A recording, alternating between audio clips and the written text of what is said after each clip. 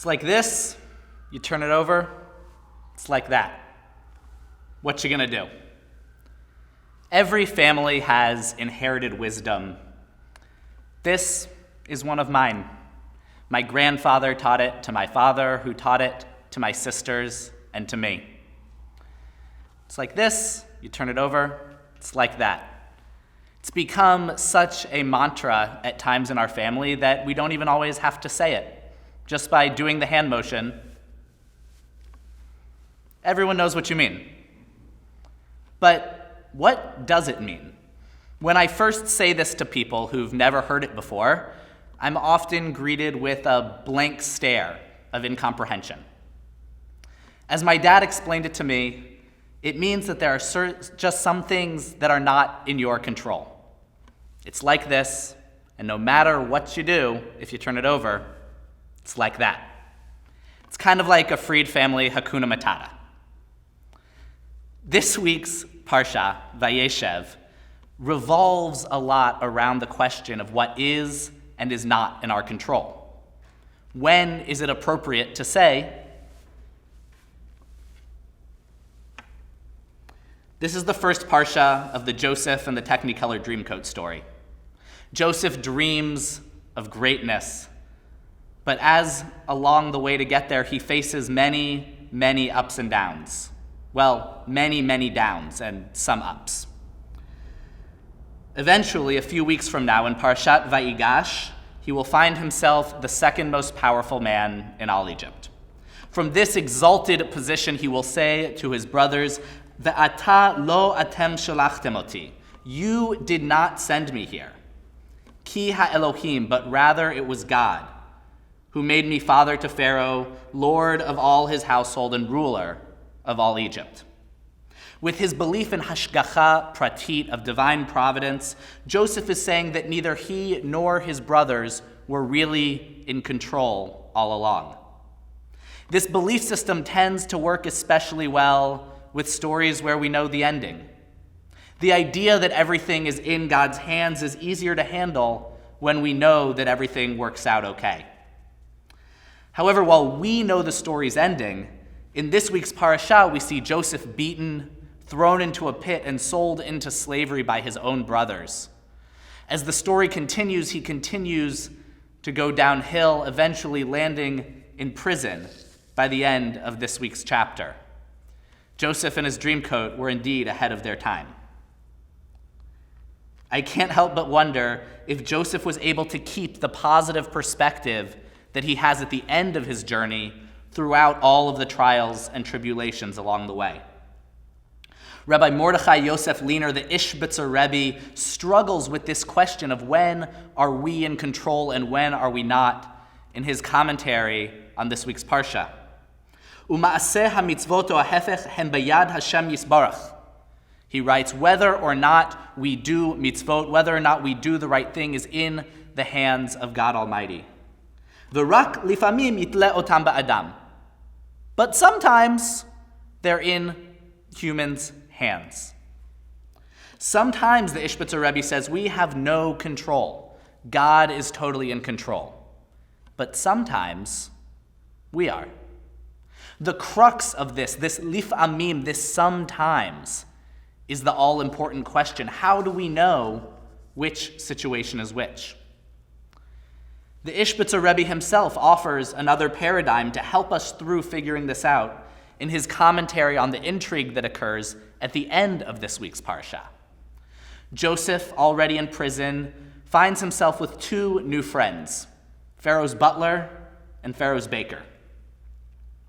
According to rabbinic tradition, the butler was thrown into prison because Pharaoh found a fly in his cup of wine.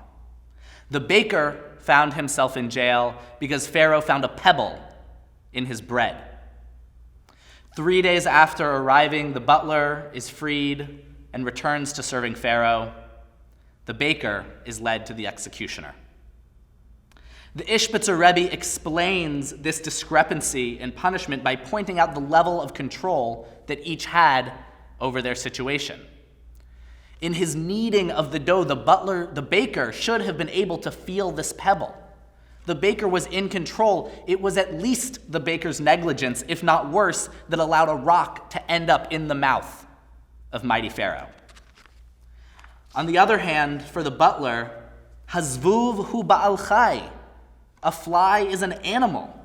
Ve'i efshar lishamer mimena, and it's impossible to totally guard against it.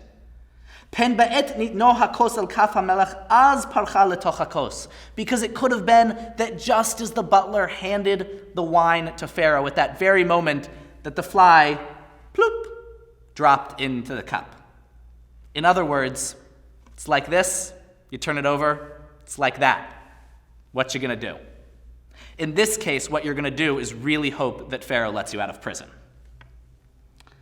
The most difficult thing you can do is to determine whether a problem is a fly in the cup or a pebble in the bread.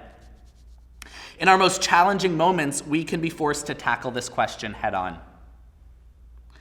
I had the honor earlier this week of officiating for the funeral of my fiance's best friend's mother, an incredible woman named Amy Lipton.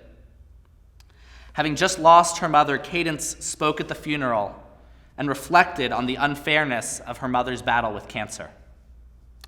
Amy just pulled an ominous card out of the deck, Cadence said. Cancer doesn't discriminate. There is no good or evil inherent in it. It is simply nature, random, and often cruel. And in this moment, Cadence said, I am content to know that she is one with nature once again, rather than having to fight it. In our moments of deepest sorrow, acknowledging what is out of our control may not decrease the pain that we feel, but it can help to pave the way to acceptance. Recognizing what we simply cannot do anything about can help us gain perspective and focus our attention on the things that are within our power. However, we can also run into problems when we over-rely on the idea that things are just a fly in the cup. This can be a seductive philosophy. It can be one that, if abused, it allows us to abdicate control and responsibility whenever things get tough. When Joseph tells his brothers that God was in charge all along, he absolves them of responsibility for throwing him into a pit and selling him into slavery in the first place. On one hand, that is a magnanimous gesture, and it allows the brothers to reach a healing that they might not otherwise have been able to accomplish. However, allowing this disassociation between actions and their consequences can also hinder us from believing that our actions have any power to affect change at all. There's nothing I can do about it. Why bother trying? It's just going to be like this and like that. The problems are bigger than me. 1 year ago this week, climate activist Greta Thunberg was named Time's Person of the Year. She attributed her meteoric rise and influence in part to the naivete of youth that never considered the fact that she might not make a difference. Because we are so young, our perspective on the world, our perception of the world so blank, she said, we don't have that much experience. We don't say, oh, we cannot change this because that's the way it's always been, as some old people do. We definitely need that new perspective in the world. Now, my campers at Tel Yehuda would certainly put me into Greta's old people category, a category that feels especially poignant today on my 32nd birthday. But I know that there are plenty of people even more advanced in age than I who continue to work to make the world a better, more safe place. And there are also, to be sure, plenty of apathetic young people. But the important thing here is Greta's mindset, her vision, her idea that actual action is vital and that we must trust in our own power. This is a message that can resonate with all of us, especially tonight as we light the first Hanukkah candles of the season, in memory of another time when a few dedicated people, called Maccabees, also fought what seemed to be impossible odds. In a more fast-moving crisis than climate change, the past 9 months have helped to crystallize both the critical importance of individual choices and actions, alongside the hopelessness that I and so many have felt when our own health and safety, along with those of friends, family, our community, our country, and our whole world, seem to be completely out of our control. I am lucky. The most difficult choice that I've had to make in this pandemic is not to go home for Thanksgiving. Having just officiated Amy's funeral this week, seeing the small number of people who were able to gather, I'm keenly aware of how blessed I am that this was my most difficult moment. But even in making that decision, I was tormented by how much I believed my actions really mattered, really would make a difference. With the disease so rampant in so much of the country, would my little trip to Michigan change the course of COVID-19? Could I get away with saying, it's really all out of my hands?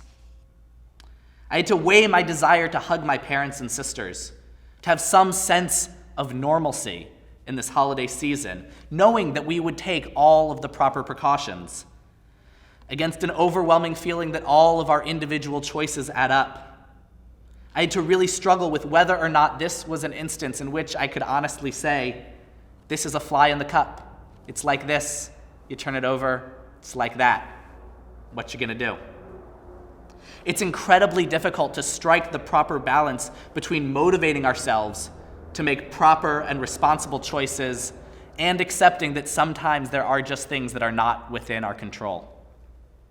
American theologian Reinhold Niebuhr wrote perhaps the most famous meditation on this in his Serenity Prayer, asking God to grant me the serenity to accept the things that I cannot change, grant me the courage to change the things that I can, and the wisdom to know the difference. It can be so hard to have that wisdom. In that vein, I'm going to ask all of us this week, perhaps this Shabbat, to try to do some examining of the flies in our cups and the pebbles in our bread. What's one thing that you have perhaps wrongly assumed was a fly in the cup? What's one thing that you, a little conveniently maybe, decided was beyond your control, when really there are things that you could do to make a difference? We talk about big things, climate change, coronavirus, systemic racism. They seem so big. What could I do that really matters? I beg of you, put that notion aside. This weekend, try to think and make an affirmative decision that one thing that you can do can make a difference, that this is not too great for you, that you are needing the bread and can find the pebble. It could be anything from different purchasing decisions to recycling or conservation efforts, making sure that you're wearing your mask, calling a senator or representative to let them know how you feel. What are you going to do to commit to taking greater responsibility for our world? But also, what's one thing that until now you thought was a pebble in your bread, but maybe is really a fly in the cup? One thing that you need to be able to let go. Perhaps like Joseph, you can use this change of mindset to absolve someone close to you of responsibility for a past action, to heal a relationship. Or perhaps, like Amy and Cadence, you can use this opportunity to acknowledge that sometimes we are simply dealt a difficult hand, to start our first steps toward acceptance, towards serenity, to be able to look at yourself in the mirror and to say, it's like this, you turn it over, it's like that. What you gonna do?